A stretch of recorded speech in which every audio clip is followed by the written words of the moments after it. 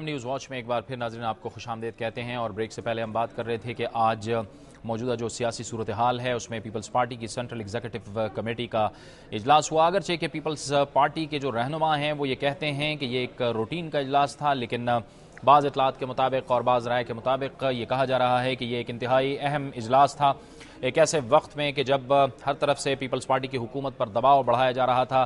کئی اہم چیلنجز کا سامنا ہے، کرپشن کے الزامات ہیں حکومت پر، اس کے ساتھ ساتھ سپریم کورٹ کی جانب سے بھی نئے احکامات سامنے آئے ہیں، جس کے جواب میں آج وزارت قانون نے ایک سمری لکھی ہے، اور اس سمری میں کہا گیا ہے کہ سوئس کیسز پرانے ہو چکے ہیں، لہٰذا انہیں نہیں کھولا جا سکتا۔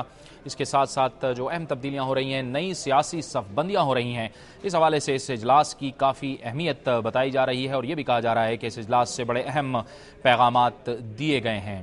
آج جو پیپلز پارٹی کے سینئر رہنما ہیں صفدر عباسی، انہیں اس اجلاس میں نہیں بلایا گیا تھا، اور ان کا اس پر ان کے تاثرات کیا ہیں، وہ اس اجلاس سے متعلق جب انہیں نہیں بلایا گیا، انہیں دعوت نہیں دی گئی، وہ اس پر کیا تحفظات رکھتے ہیں، یہ آپ کو وہ سنواتے ہیں۔ دنیا نیوز کے نمائندے سے گفتگو کرتے ہوئے صفدر عباسی کا کیا کہنا تھا؟ کی میٹنگ اٹینڈ نہیں کر رہا، اس کے بعد وہ کیا کرتے ہیں تو اس کے مطابق جواب میں دوں گا۔ آج بنیادی بات یہ ہے کہ انہوں نے کیوں روکا ہے اس کا بھی مجھے نہیں پتا۔ کوئی بات ان کو اگر میری بری لگی ہے تو کوئی مجھ سے پوچھے گی جی میری بات کون سی ان کو بری لگی ہے۔ تو بنیادی طور پہ میں یہ سمجھتا ہوں کہ یہ ساری جو چیز ہے یہ پارٹی کسی کی ذات سے وابستہ نہیں ہے، کوئی خاندانی پارٹی نہیں ہے جناب۔ یہ پارٹی اس لیگیسی کے ساتھ بندی ہوئی ہے جو شہید محترمہ بینظیر بھٹو صاحبہ چھوڑ کے گئی ہیں۔ جو جوڈیشری پہ میرا سٹینڈ تھا 25 مئی 2008 کی سی اے سی کی میٹنگ میں، اگر وہ یہ پہلے قبول کر لیتے تو یہ صورتحال ان کی نہ ہوتی جو آج ہے۔ آج وزیر اعظم صاحب دعویٰ کرتے ہیں کہ انہوں نے 2009 میں 15 مارچ کو جوڈیشری کو انہوں نے بحال کیا، تو یہ کام آپ نے 30 اپریل 2008 کو کیوں نہیں کیا؟ آج اتنا بڑا گیپ ہو چکا ہے کہ آج اس کو آپ فل بھی نہیں کر پا رہے۔ نہ اسٹیٹ بینک آپ کو پیسے دینے کے قابل ہے، نہ لوکل بینکس دینے کے قابل ہے، آئی ایم ایف کے اتنی کنڈیشنلٹیز ہیں کہ آپ میٹ نہیں کر پا رہے۔ پیپلز پارٹی کے سینئر رہنما صفدر عباسی اپنے خیالات کا اظہار کر رہے تھے کہ کیوں انہیں اجلاس میں نہیں بلایا گیا، اور انہوں نے پیپلز پارٹی کی جو کارکردگی ہے اس پر جو سوالات اٹھائے ہیں، اور حکومت کی کارکردگی پر سوالات اٹھائے ہیں۔ آج جو اجلاس ہوا ہے اس کے اندر اجلاس میں ماحول کیا تھا، اور جو مختلف پیپلز پارٹی کے ارکان وہاں پر پہنچے تھے، سینٹرل ایگزیکٹو کمیٹی کے جو ارکان تھے ان کی باڈی لینگویج کیا تھی، اسی پر ہم بات کریں گے، اور اس کے لیے میں جوائن کیا ہے دنیا نیوز کے نمائندے شاکر سولنگی نے، جنہوں نے اس اجلاس کو کور کیا ہے۔ جی شاکر، بتائیے کہ جہانگیر بدر نے تو پریس کانفرنس کی، لیکن اجلاس کے اندر کیا کچھ ہوا اور کن موضوعات پر بات کی گئی؟ جی جاوید، آج کے پیپلز پارٹی کی سینٹرل ایگزیکٹو کمیٹی کے اجلاس میں ملک کی جو موجودہ سیاسی صورتحال ہے اور حکومت کی تبدیلی کے حوالے سے جو خبریں اور اطلاعات گردش کر رہے ہیں اس کے حوالے سے بڑی تفصیلی بات ہوئی ہے، اور ایوان صدر سے اور وزیر اعظم سے یہ معلوم کرنا چاہا ہے کارکنوں نے کہ واقعی حکومت جا رہی ہے یا صرف یہ افواہیں ہی ہیں۔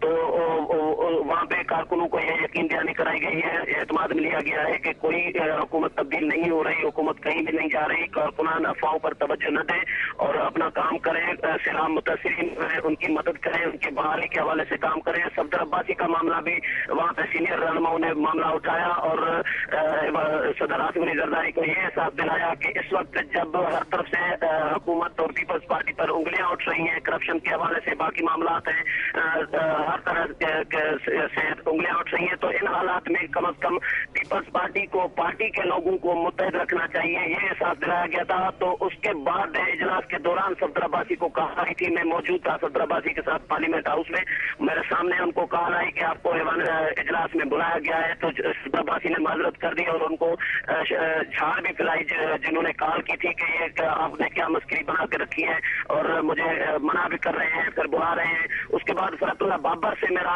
کانٹیکٹ ہوا تھا اجلاس کے دوران 3:13 پہ، ان سے میں نے پوچھا کہ صفدر عباسی کی کیا ممبرشپ معطل ہوئی ہے، تو انہوں نے کہا ممبرشپ ان کی معطل نہیں ہوئی، البتہ ہم نے ان کو اجلاس میں انوائٹ بھی نہیں کیا تھا۔ اچھا شاکر، یہ اعتزاز احسن نے بھی آج کے اس اجلاس میں شرکت نہیں کی ہے، تو وہ اس پہ قائم ہے کہ انہوں نے منع کیا گیا تھا کہ آپ اجلاس میں آنے کی زحمت نہ کریں، تو آج شاکر یہ بتائیے اعتزاز احسن نے بھی آج اجلاس میں شرکت نہیں کی؟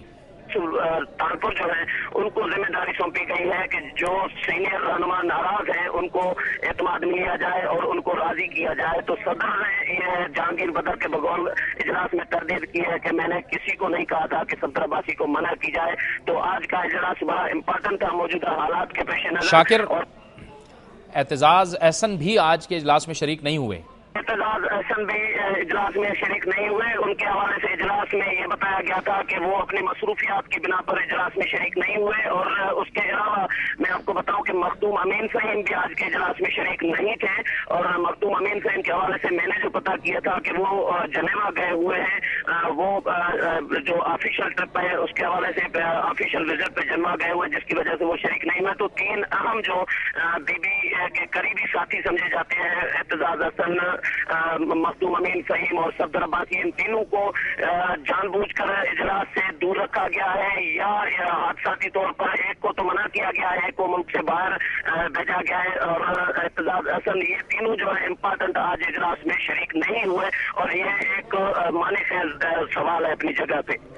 बहुत बहुत शुक्रिया शाकिर सोलंकी। दुनिया न्यूज़ के नुमाइंदे हमें बता रहे थे कि आज इजलास में क्या कुछ हुआ। उनका ये भी कहना था कि सफदर अब्बासी के हवाले से भी पीपल्स पार्टी ने वजाहत की है कि उन्हें बुलाया गया था। इसके साथ साथ एतजाज़ अहसन ने अपनी मसरूफियात की वजह से इस इजलास में शिरकत नहीं की। दूसरी तरफ इस इजलास में एक ख़त भी तकसीम किया गया है। मज़ीद जानेंगे हम दुनिया न्यूज़ के नुमाइंदे लियाकत अंसारी से। जी लियाकत, बताइए कि ये ख़त बिलावल भुट्टो ज़रदारी की जानिब से तकसीम किया गया था। जी जावेद, बिल्कुल बिलावल भुट्टो चूंकि इजलास में शरीक नहीं हो सके तो उन्होंने अपनी जो नुमाइंदगी है एक खत के जरिए की, जिसमें उन्होंने ये अपनी सीईसी के मेंबरान को ये पैगाम दिया है कि सैलाब में जो हमारे बहन भाई फंसे हुए हैं हमें उनकी पूरी मदद करना है। जावेद, इस आज के इजलास में जो एक अहम फैसला हुआ है कि मुल्क में जो पैदाशुदा सूरत हाल है, सेंट्रल एग्जीक्यूटिव कमेटी ने इस बात पर इत्तफाक किया है कि तमाम सियासी कुव्वतों से दोबारा डायलॉग का सर-ए-नौ आगाज किया जाए और उन्हें सूरत हाल पर एतमाद में लेकर एक मुफाहमत की फिजा को पैदा किया जाए। इजलास में आज एक और भी फैसला किया गया है कि सेनेटर रजा रब्बानी और नवाब यूसुफ ताल पर मुश्तमिल एक कमेटी बनाई गई है, जिसे पीपल्स पार्टी के जो सीनियर रहनुमा हैं नाराज हैं उन्हें मनाने का टास्क दिया गया है। बहुत बहुत शुक्रिया लियाकत अंसारी। दुनिया न्यूज़ के नुमाइंदे हमें बता रहे थे कि आज इजलास में मजीद क्या कुछ हुआ है। वक्त वो चाहता है एक ब्रेक का, और ब्रेक के बाद हम जिक्र करेंगे कि आज डॉक्टर इमरान फारूक की बेवा ने अपील की है स्कॉटलैंड यार्ड पुलिस के साथ मिलकर के उनके शौहर के कत्ल के हवाले से होने वाली तहकीकात में उनकी मदद की जाए। मदद की अपील की है। इसका जिक्र हम करेंगे एक ब्रेक के बाद।